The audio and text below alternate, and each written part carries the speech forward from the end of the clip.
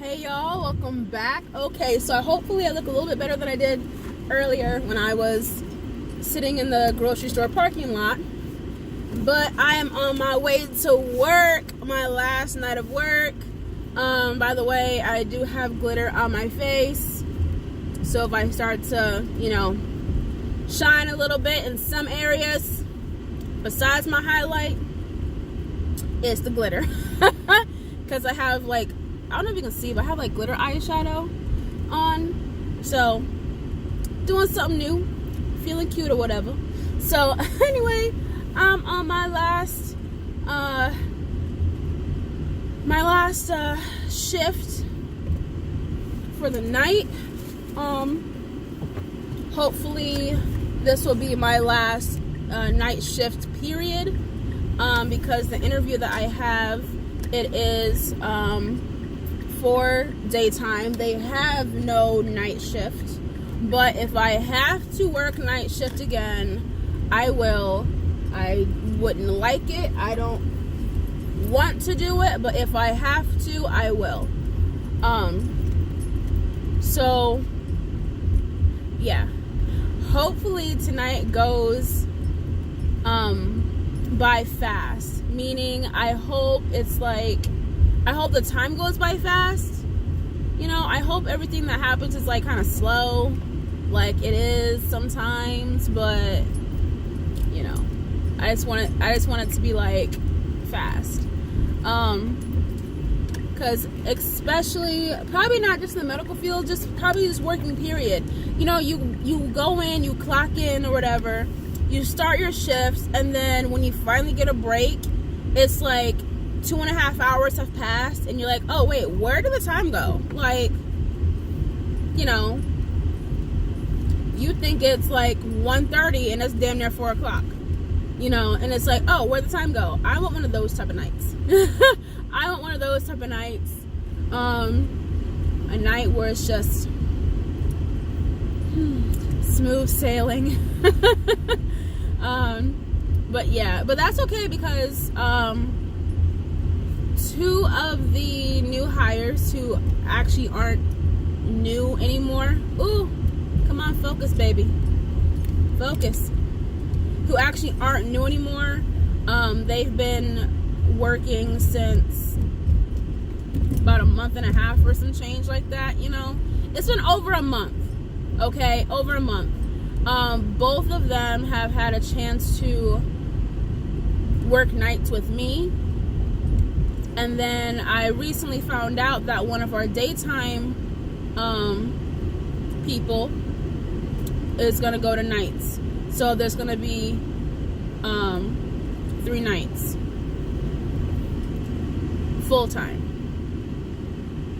So that would be nice and exciting and very, very helpful, because I guess some people think that that it's nighttime. It's going to be a breeze. It's not going to be any type of drama. There's not going to be any type of tea. There's not going to be any type of, situations where we're going to have to act fast and think fast and do things fast.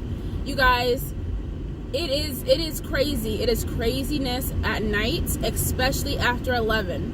Let me tell you,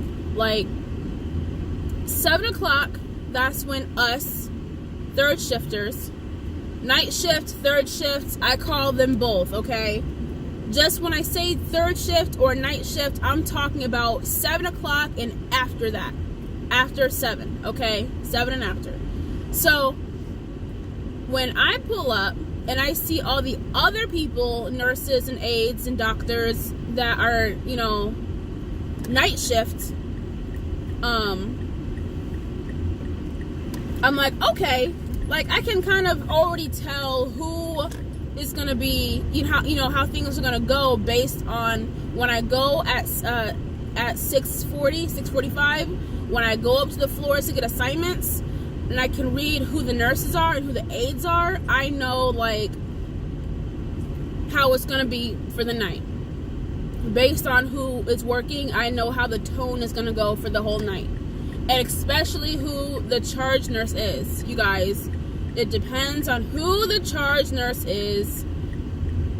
And let me tell you, this is my second time working a Sunday night.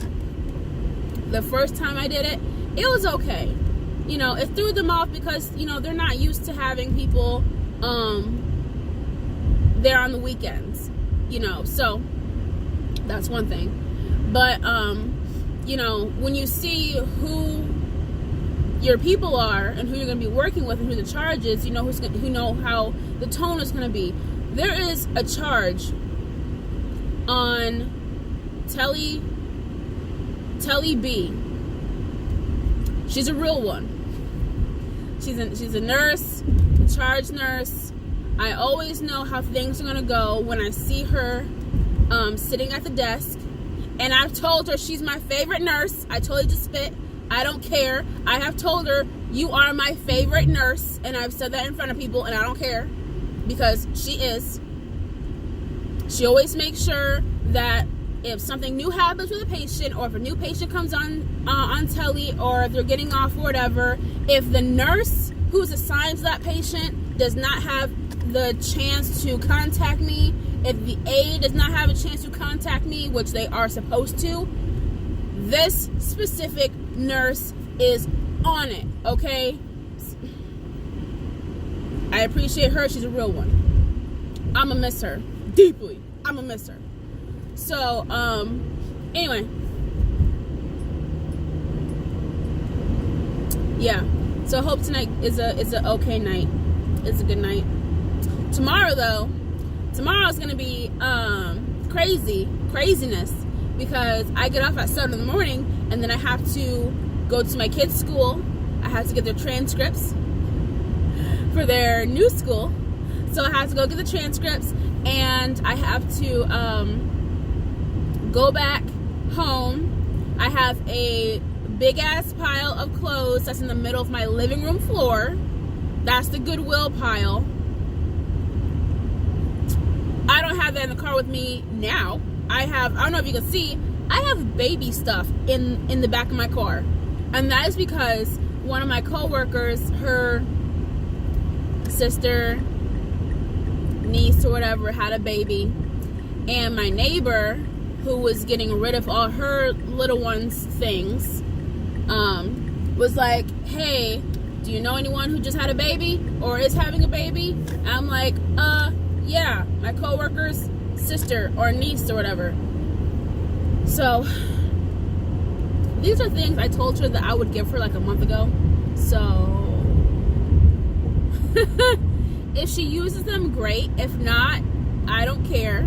They weren't mine. I don't care. Put them on the curb. Give them to Goodwill, Salvation Army, a neighbor, a friend. I don't care. So that's what I have.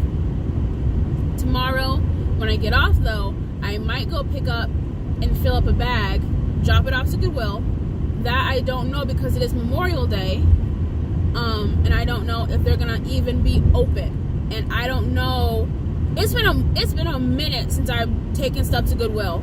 But the Goodwills that I'm used to, like back home, if you have donations, you take them to the back of the building. There's someone there that checks the bags, and then if you donate so many things, they like give you a certificate for something. I don't even ever take those, because it's a freaking donation. I'm not doing this to get something. It's a donation. You know what I mean? So yeah.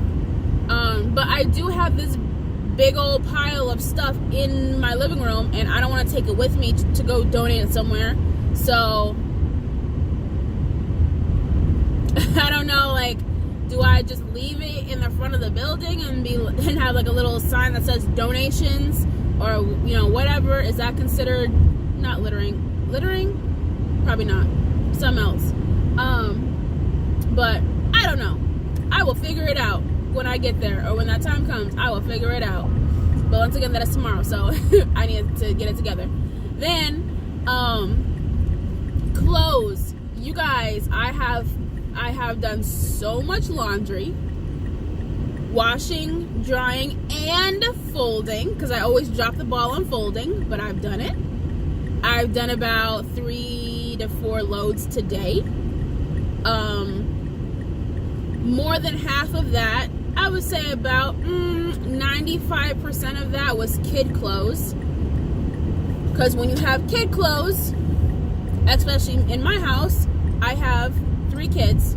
I have 1 boy and 2 girls, and I had to go through the girls' clothes to figure out who can wear what, you know, and if there's clothes that are, you know, certain sizes or whatever that's too small, donate. That's what took me the longest, to go through all those clothes, you know, while I'm folding. So I did all that. Now tomorrow, I already have the big ass duffel open. I have some of my clothes in there. I just need to finish putting the rest of my stuff in there, putting the kids' stuff in there. I already filled up their backpacks full of clothes. Yeah. And then I just need to, with the help of my loving husband, I need to put the straps and the bag on top of the car, because that's where it's going, on the top of the car. Those always make me kind of nervous, you know, especially when they're on top of the car. I've only done this one other time, and that was in my old Honda, and it didn't dawn on me until yesterday. I was cleaning out my car, and I realized, girl, your doors don't open and close, they slide. So I need to feed the straps through the little railing thing on the, you know, the slide, the open, you know, the car door and everything. So that's gonna be fun. Wish me luck. So I have that. And I got the kids like Lunchables and stuff for tomorrow. It's only 6 hours, but when you're driving and you have 3 kids, 6 hours seems like 16 hours, especially when you're driving by yourself and you also have a dog. I do. Now let me tell you, I have made longer drives when we were evacuating from Florida because of Hurricane Irma, and I drove from Florida to Michigan nonstop. Yo, that was a long freaking drive. Now my aunt, she flew in the morning that I was going to leave. She flew in because everyone was trying to fly out. Nobody was trying to fly in, but she did. She drove for a little bit, and I do mean a little bit. But she still, you know, she still did her part. I appreciate it. And I'm still going, darn it.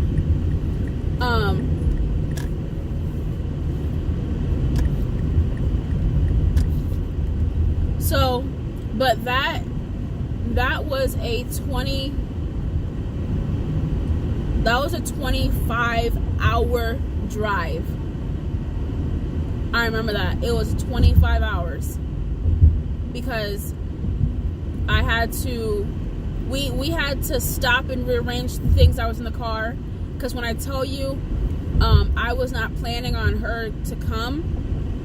So I packed up my car to the tippity top with my dog in the back. My poor dog had stuff on top of him, and on top of him some more. Like, there was no room. There was barely room for her. And she's smaller than me, you know. But anyway, we made it. We made it. 25 hours later, we made it. That was a long freaking drive. So 6 hours ain't gonna be nothing. I got my playlists all set up, everything, you know, and whew, praying everything goes the way, you know, the way I have it in my mind, you know. Woo, pray for me. So yeah, but I am pulling up to work for the last time. The last time. Whew. And it's Sunday. Like, it's Sunday and it's almost 6:30. Nobody else is here. Oh, except for one of my other coworkers. But I don't even think she was able to work today from 7A to 7P. And here I am coming in at 6:30 p. So it came to my attention that there could have been a little going away party thing for me that I heard. I don't know if it's true, but I heard it. So that would be nice if that happened. If not, whatever. My coworkers know that, you know, I appreciate them and all that jazz. So I have to make sure. Woo! That air conditioning was feeling so good. I have to make sure I have certain things in my my backpack, like this stuff. I need to put in my backpack. And I helped one of my other coworkers who doesn't work in the same room as me, but she works in a different room. I was helping her out with her resume and getting her stuff together because, look, if you're working somewhere and you're not happy and you want something different, yo, go chase your dreams, chase your goals, go do your thing. So she was like, can you help me with my resume? Not helping with her resume, but transferring it to certain files. And I was like, bet, I got you. And then I said, do you have your packets together? Because for me, I've never made a cover letter for a resume before. I've never have. But I do know when I hand someone my resume, it's my resume, my references, my reference letters, my reference letters, and my RMA certificate, a copy of that, and a copy of any awards, certificates that I've gotten from working, you know, all of that. And it's a thick ass, you know, mini book. I'm not gonna lie, it's a mini book, but that's okay. Like, baby, hire me. Like, hire me, boob, hire me. Oh, I'm gonna have to get rid of my badge and everything. And this is an ugly picture here. Let me show you this real quick. Like, ooh, I have to cover up certain things. Like, look, I don't know if you can see that, but yeah, that was an ugly picture. Ugly picture. I had a clip-on ponytail, and I had my contacts in too before I got these glasses. I love these glasses. All right, well, I gotta get to going and get in here and bet I'm gonna clock in, and let's get this shift started. Now, see y'all in my next one. Bye.